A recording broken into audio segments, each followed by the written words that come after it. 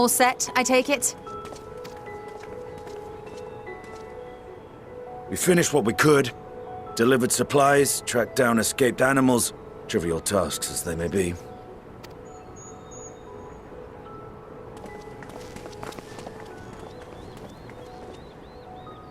That's enough, don't you think?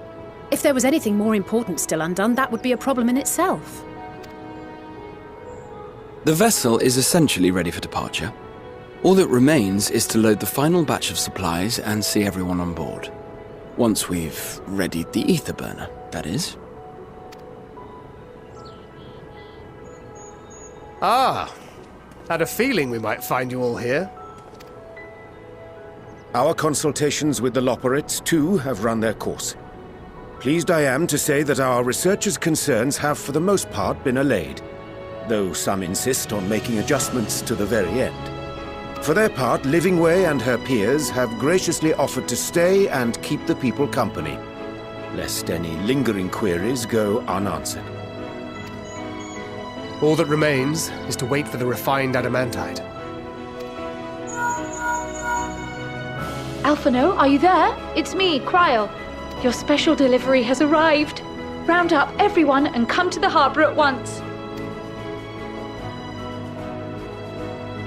Speak of the devil. Let us go at once.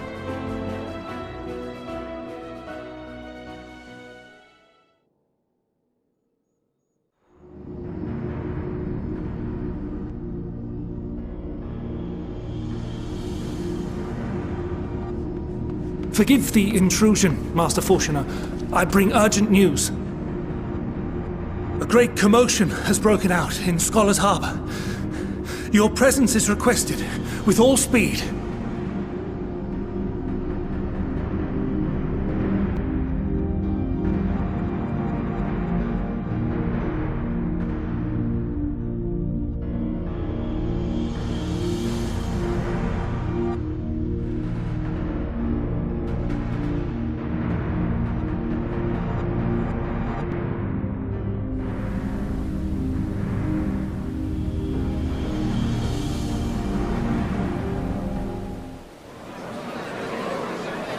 Now, where might this delivery be?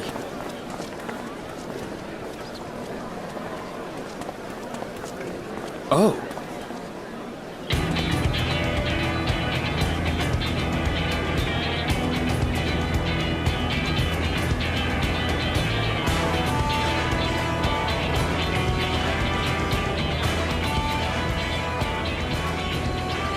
I'm sure it's very important, but we cannot accept these without the proper permits.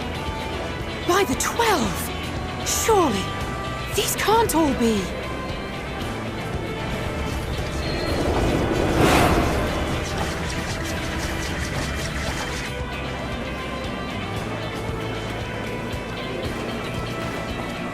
Bleeding hellfire!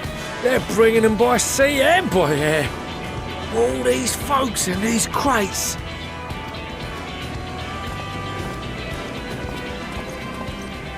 And more on the way. Got your adamantite right here. A bigger haul than any of these sorry bastards brought, and that's no lie. Yes, because you were charged with seeing the shipments from Gridania and Uldar here, along with your own. Give credit where credit is due. Sounds like the sorry whinging of a sore loser. An hypocrite to boot. Ain't no way a scrawny whelp like you took a dozen steps inside a Dalamant shard. I'll have you know I went all the way to the entrance. Furthermore, it was my contacts that enabled us to enlist the cooperation of the Sky Pirates. Left you outside so you wouldn't get anyone killed, did they? Well then, credit where credit's due, you did a right fine job sitting on your ass. Take that back. Make me. I will not stoop to your level.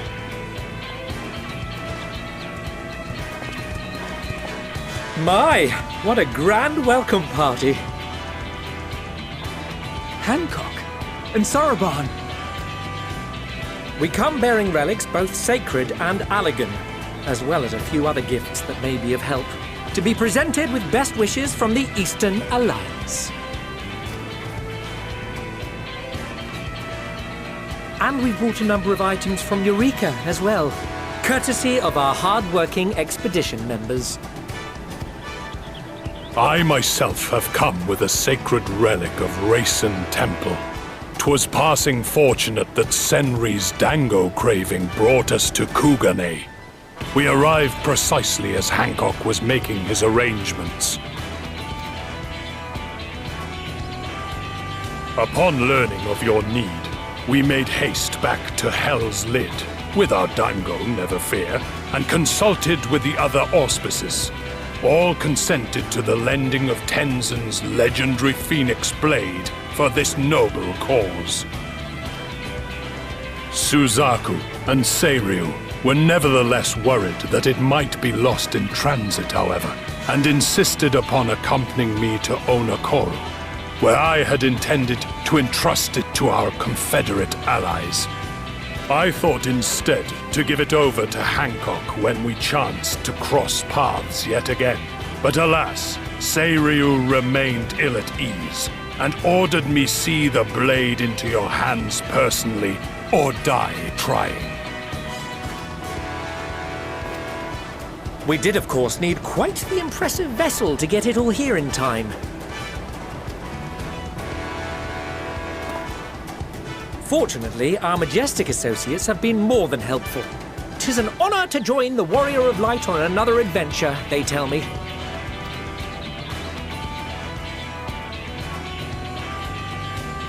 That is all wonderful to hear, but what of the extraordinary cost? I shudder to think of the ransom we must pay for such a bounty. Fret not for your coin purse, young Alphino. Lord Lolorito looks ever towards the profits of the future, and thus the East Aldenar Trading Company went to some lengths to reduce the financial liability. And since the Scions funded the entire venture, not a gill need be rendered up in compensation. Everything is already yours. We funded the venture? When? Don't let the name fool you. This coin keeper knows a thing or two about spending.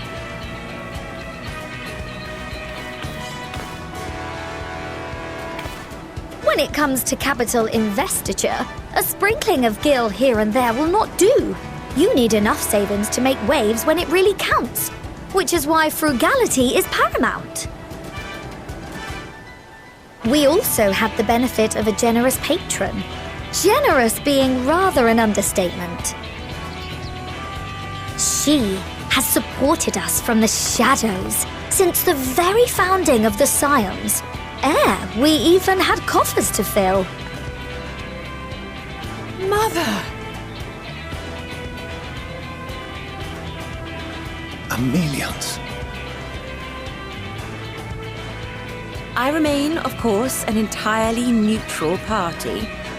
I simply thought our family's coffers were needlessly full.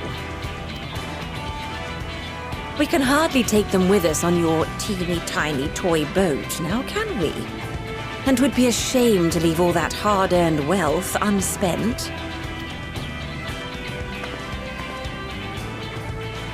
Waste not.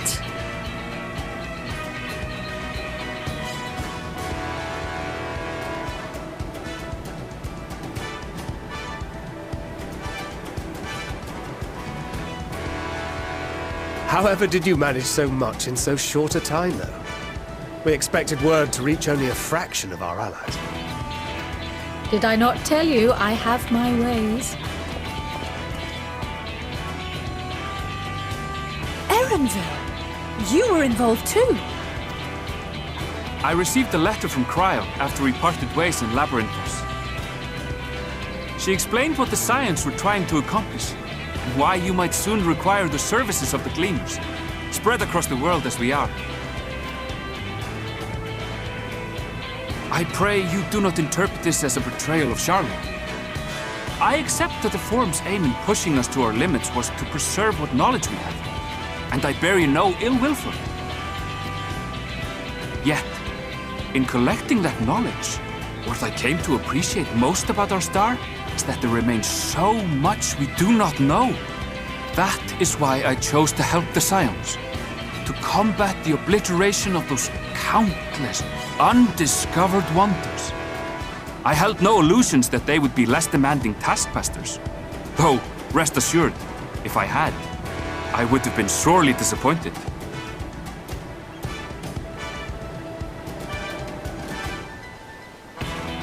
To make a long story short, the whole of the guild ship cooperated to ensure your call was heard far and wide.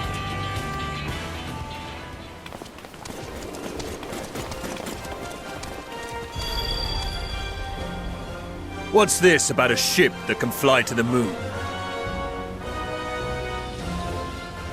And why didn't you mention it sooner? The one time you don't beg my aid, your problem's a bloody ship that can fly to the moon! See it! You brought the team! Of course! Garland Ironworks' finest. You need only point us towards my new favorite ship. Oh, I nearly forgot. We stopped by Werlyt before coming here and picked up a package from Gaius. He's still of the mind that actions make for better penance than words, contrite or otherwise, so we offer none of the latter.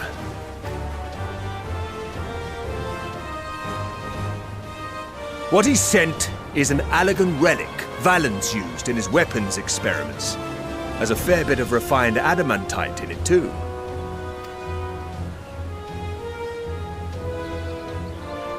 As you like us not suspect, we've also brought adamantite for Mordona's Dalamud shard.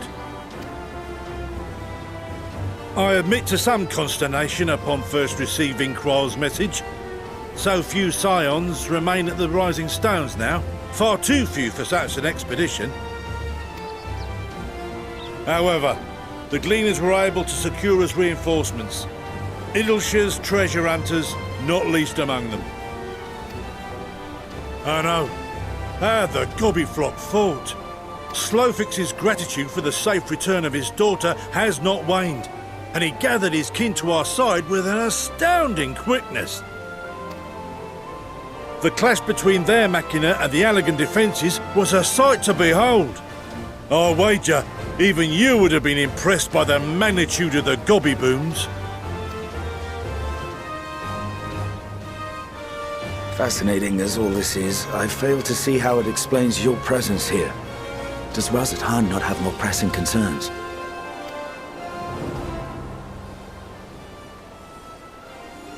We do. Yet averting the final days would be the most expedient solution. That, and I am indebted to you.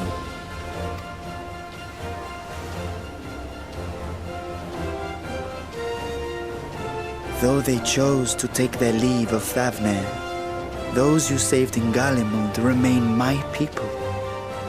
My gratitude is beyond words. 'Tis appropriate that I aid you in kind. If in the doing we bring salvation to others of this star, so much the better. You will recall that I spoke of my father, Midgard Summer, and his journey across the great expanse.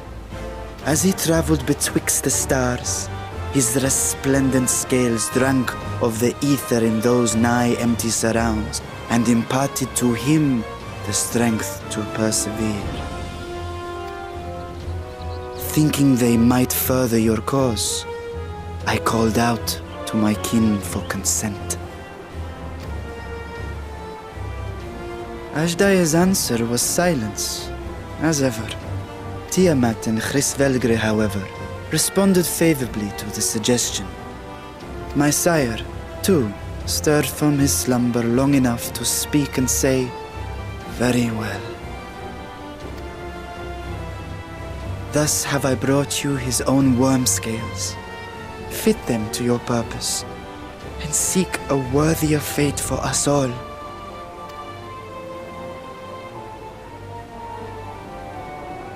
You'd be hard-pressed to find someone else so familiar with the unique properties of dragon scales. So I invited myself along.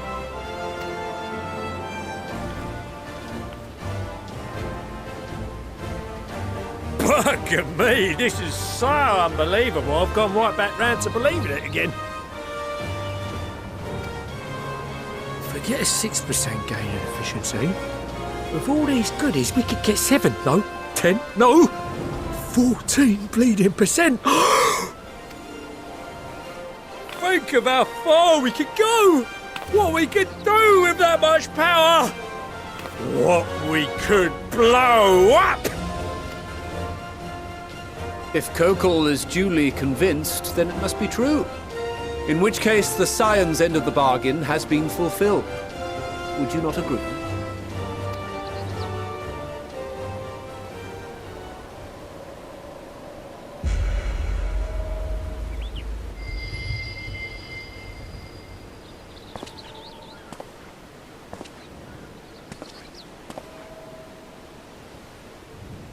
Yes, Father?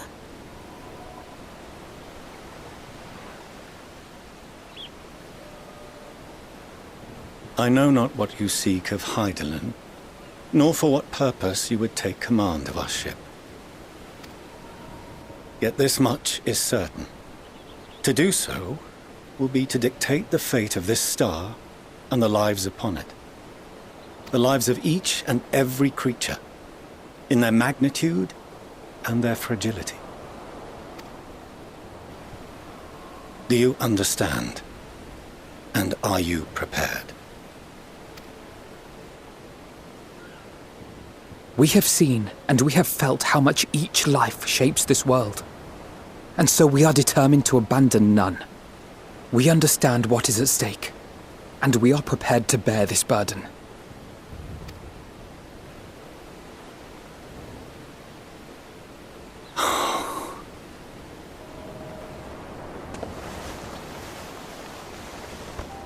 Then I will bear it with you. I beg you, share your struggles with me, as family.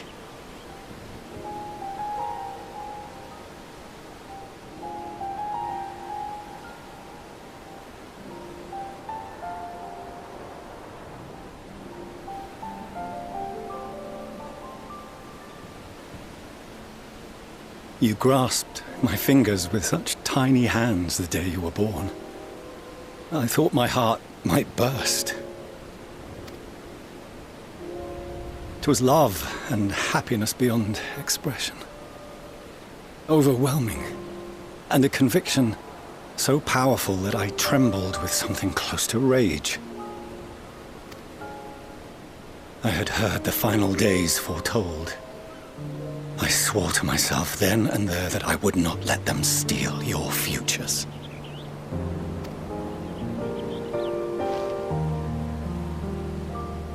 The great Exodus would succeed, must succeed. No sacrifice or sin was worse than the alternative. If anything gave me pause, 'twas mine own father. The Archon Louisoix openly decried Charlian's policies, a perspective which I regarded with increasing disdain as I grew older. Yet even as part of me thought him a fool, perhaps I also hoped that he, of all people, would devise a brilliant means to save my children. A naive hope, but stubborn enough that I could never bring myself to keep you apart.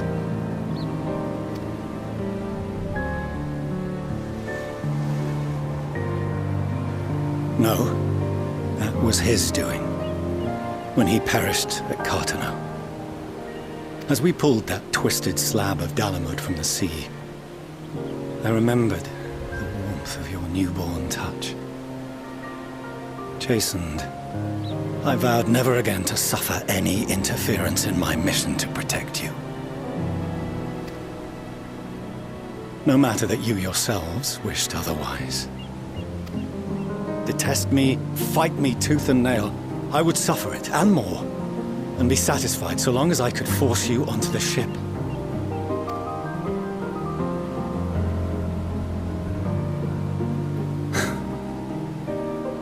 I was wrong. You two have grown so much stronger and so much wiser than I dared dream. You have earned the right to walk your own path, and already begun to do so. Good. Because there are things we care about, and people we love, and none of them is replaceable. Not a one. It cannot have been an easy journey for you to have come so far. We shall be glad to acquaint you with the finer details someday, once this danger has passed. All that we have seen and heard, that we have felt and learned in our travels. Ours is not a kind world, but it is beautiful. Always. Oh no. Are you quite sure that's wise? After all, someone turns pale and flees the room when he sees so much as an envelope containing word of your adventures. Whatever will happen if he learns what you were really up to? Amelians.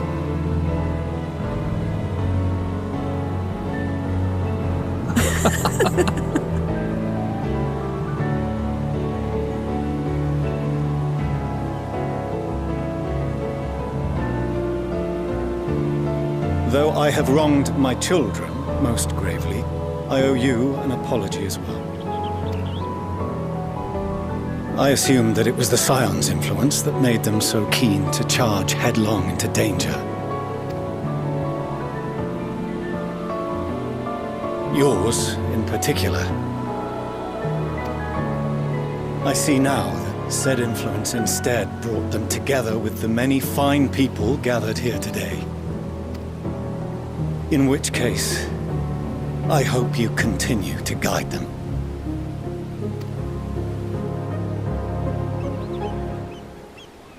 If we've finished loitering about the harbor, might I suggest we put our plans into motion? People are beginning to look confused.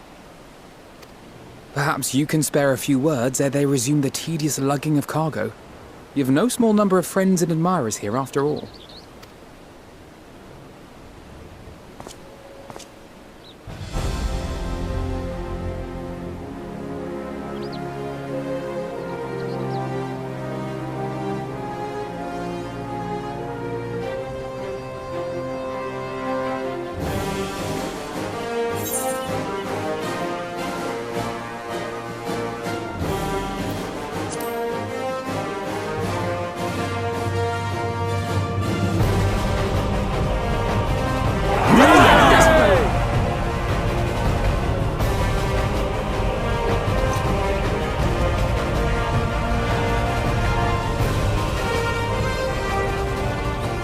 Your assistance is appreciated.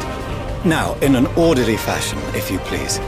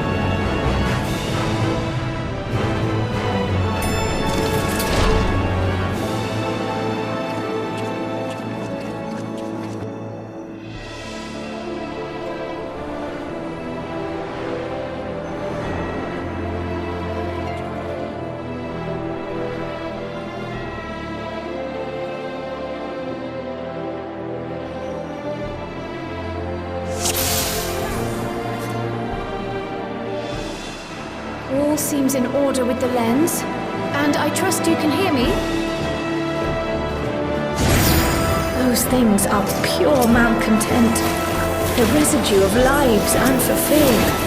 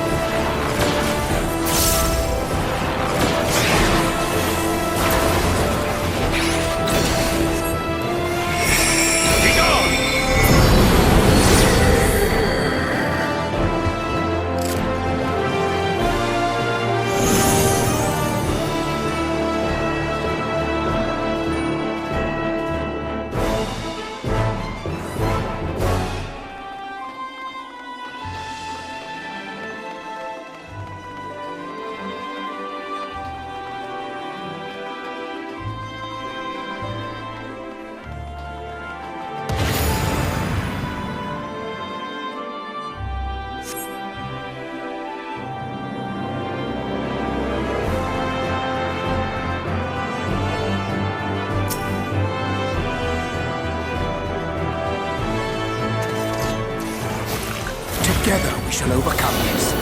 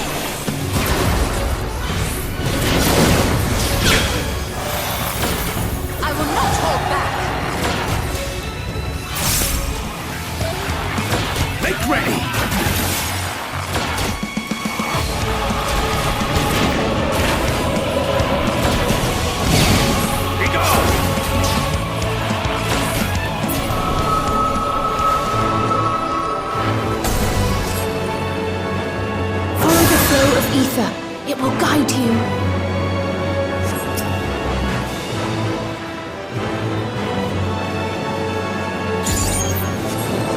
The ether is too dense. I'm losing you.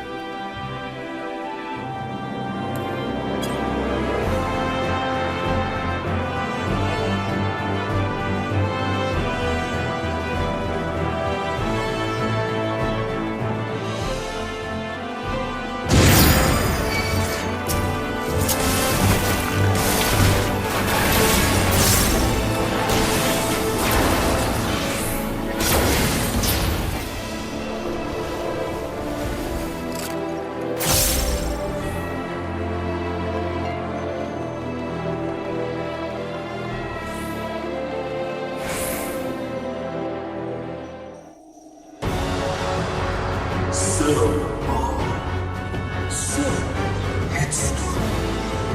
Stubborn to the last.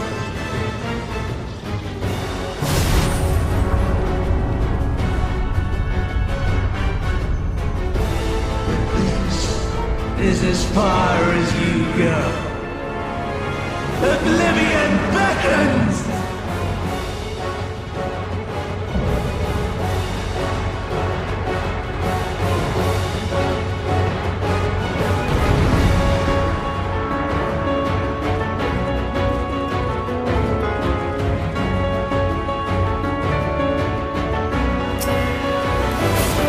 Many faces have I worn, but this is my favorite by far!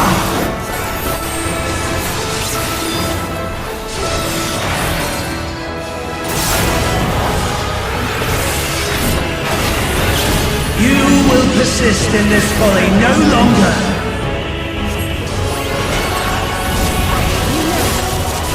You underestimate me! You underestimate me! The stage is set!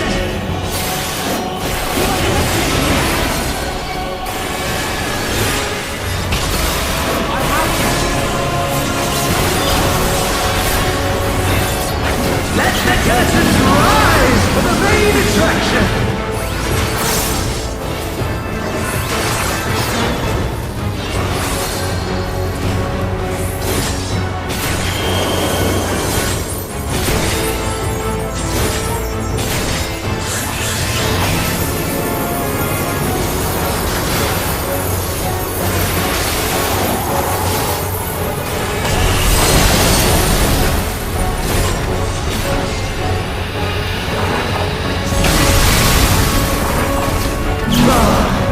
What a boorish audience you are!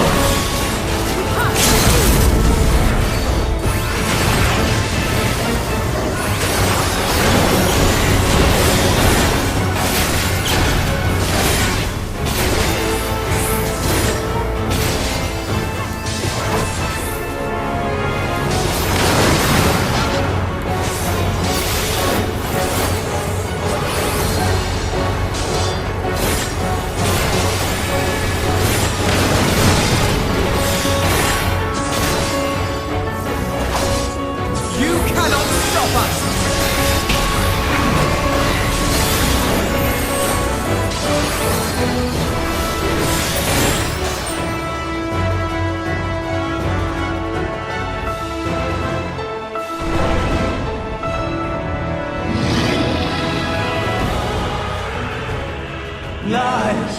All lies! Your dreams, your hopes, your futures, delusions and lies!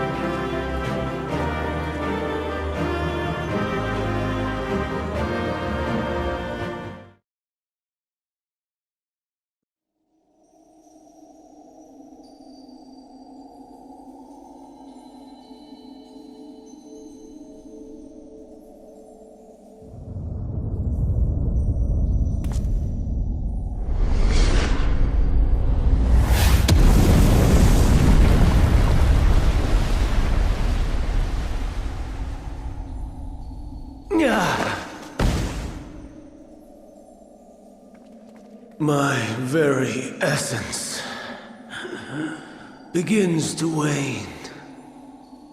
Sweet, sweet agony.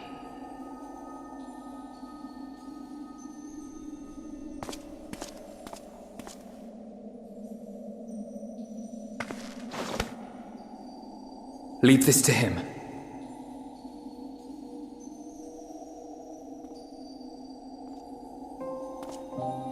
come to deal the coup de grace. Good. Watching you struggle against the inevitable is bad comedy. Erase me from existence, soul and all.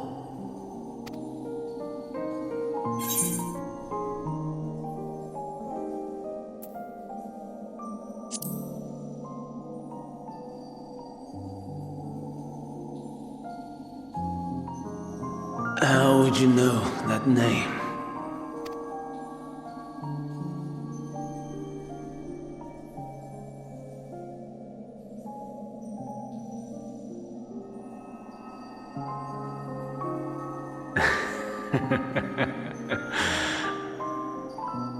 Then it was you.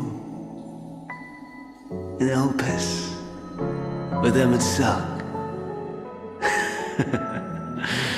The final pieces fall into place. In my halcyon days, as the mortal Ammon, I was haunted by a dream. Night after night, the faceless multitude, the voiceless cries, shards of shattered memories. But slowly, the fog began to clear. This was Elpis. And I was Hermes. Recurring though it was, I paid this dream little heed. It was only when I was granted the seat and memories of Fandaniel that I knew these visions to be true. They were the memories of Hermes that he himself erased using the power of Kairos. Or so he thought. In his attempt to burn away the events of that fateful day, he succeeded only in searing them more deeply into his soul. My soul. Death failed to expunge them. No matter how many times it came. Rebirth after rebirth, from one Fandaniel to the next. I wonder, is Emet-Selch adrift somewhere in this ethereal sea? In defeat, finally remembering your time together in Elpis? How it must gall him to be entrusted with knowledge of the final days, only to be rendered powerless to act upon it. So many lifetimes dedicated to restoring his beloved Amarok in blissful ignorance. Oh, folly!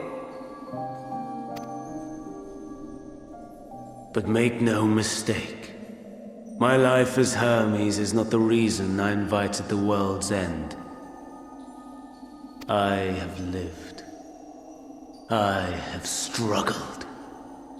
I have dredged the very depths of despair. And in the detritus of existence, I found the truth.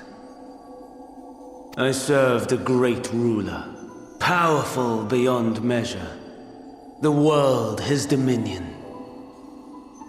Yet even he and his vast empire were destined to fall. To become one with oblivion. At the end of life's journey lies only death.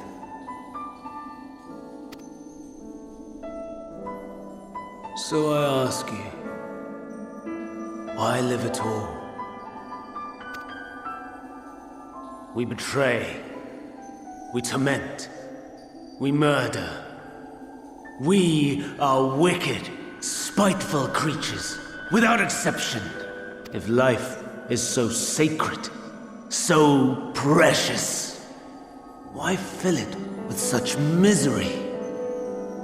Man wallows in a hell of his own making without purpose or meaning. To live is to suffer, and I would end that suffering by my own hand. It matters not if it flies in the face of all believed right and just. Death is the only solution!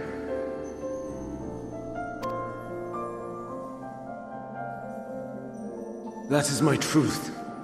My answer to the question. And yet, even as the words pass my lips, I am filled with doubt.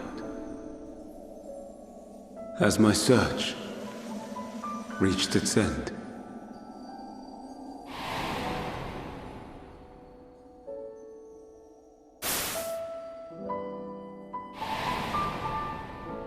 Was this the only way?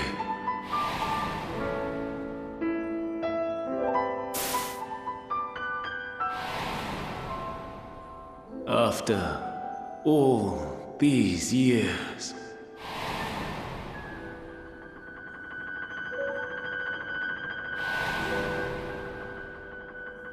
Is this the answer I was hoping for?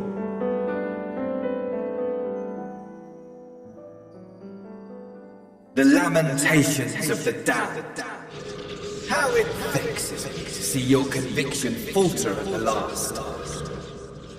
Vandanda, still clinging to existence, I see.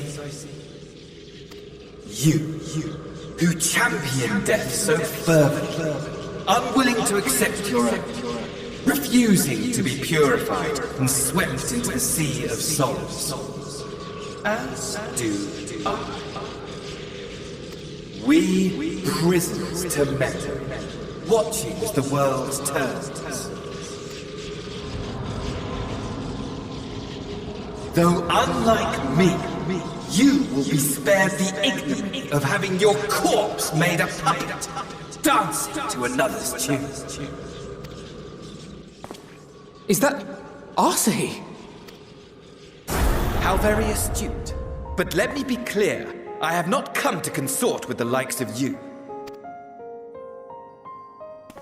Nor have I come to bemoan the state of the world following my untimely demise. In fact, I delight in mankind's downfall and the anguish it brings the savior of the savages.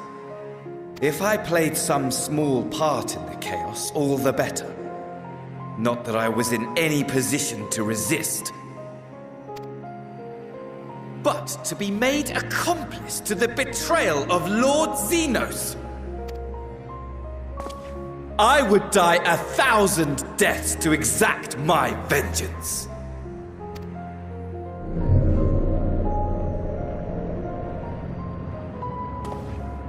Now you are at my mercy.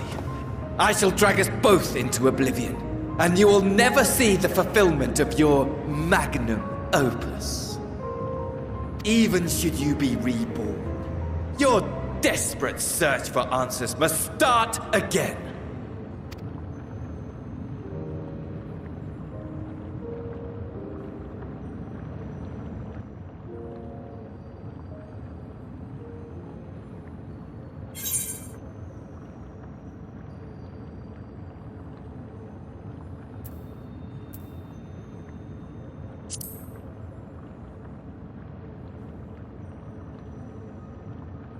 Even here, even now,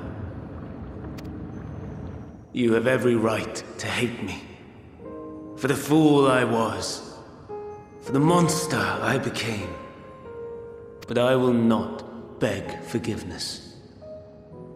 The tale of Hermes, the man who knew so much, yet understood so little, ends here.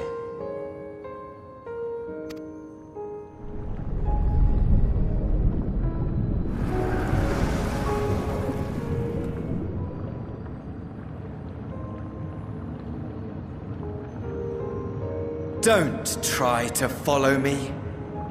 I had more of you people than I could stomach in life. Never mind in death. Likewise. I pray we do not meet again. You had better hope not.